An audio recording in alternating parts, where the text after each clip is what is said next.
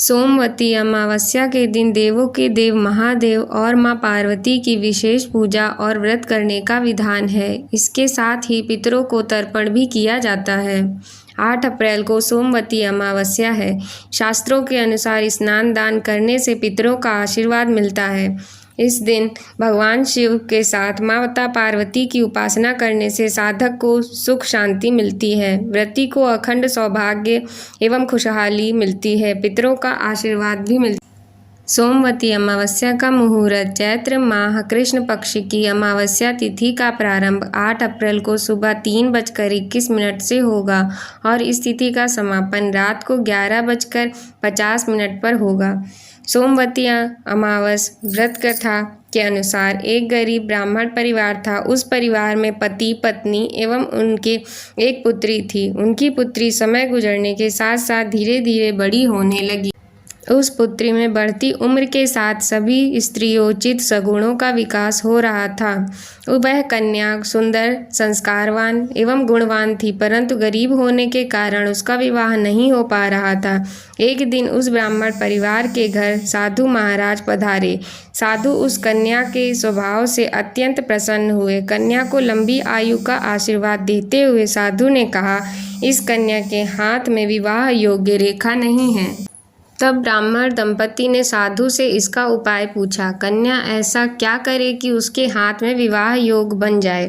साधु महाराज ने कुछ देर विचार करने के बाद अपनी अंतर्दृष्टि में ध्यान करके बताया कि कुछ ही दूरी पर एक गांव में सोना नाम की एक धोबिन महिला अपने बेटे और बहू के साथ रहती है, जो बहुत ही आचार विचार एवं संस्कार संपन्न तथा पतिपरायण है।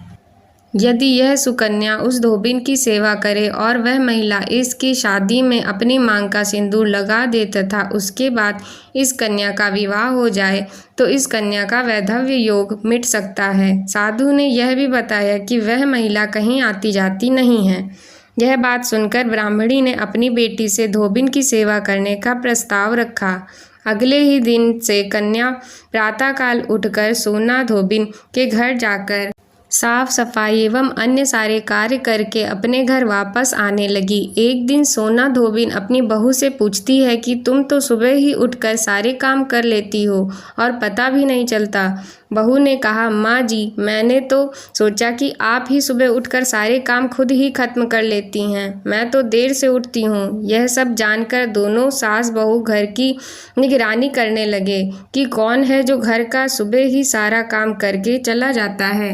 कई दिनों बाद धोबिन ने देखा कि एक कन्या मुंह ढके अंधेरे में घर आती है और सारे काम करने के बाद चली जाती है। जब वह जाने लगी तो सोना धोबिन उसके पैरों पर गिर पड़ी, पूछने लगी, आप कौन हैं और इस तरह छुपकर मेरे घर की चाकरी क्यों करती हैं। तब कन्या ने साधु द्वारा कही गई सारी बात बताई।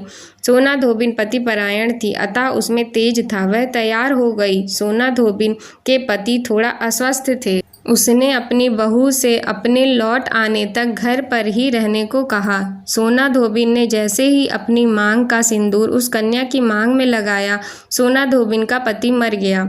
उसे इस बात का पता चल गया। वह घर से निर्जल ही चली थी, यह सोचकर कि रास्ते में कहीं पीपल का पेड़ मिलेगा तो उसे भंवरी देकर और उसकी परिक्रमा करके ही जल ग्रहण करूंगी। उस दिन सोमवती अमावस्या थी। ब्राह्मण के घर पर मिले पुए पकवान की जगह उसने ईंट के टुकड़े से 108 बार भंवरी देकर 108 बार पीपल के पेड़ की परिक्रमा की और उसके बाद जल ग्रहण किया। ऐसा करते ही उसके पति के मृत शरीर में प्राण वापस आ गए। धोबिन का पति फिर से जीवित हो उठा। बोलो उमापति महादेव की जय।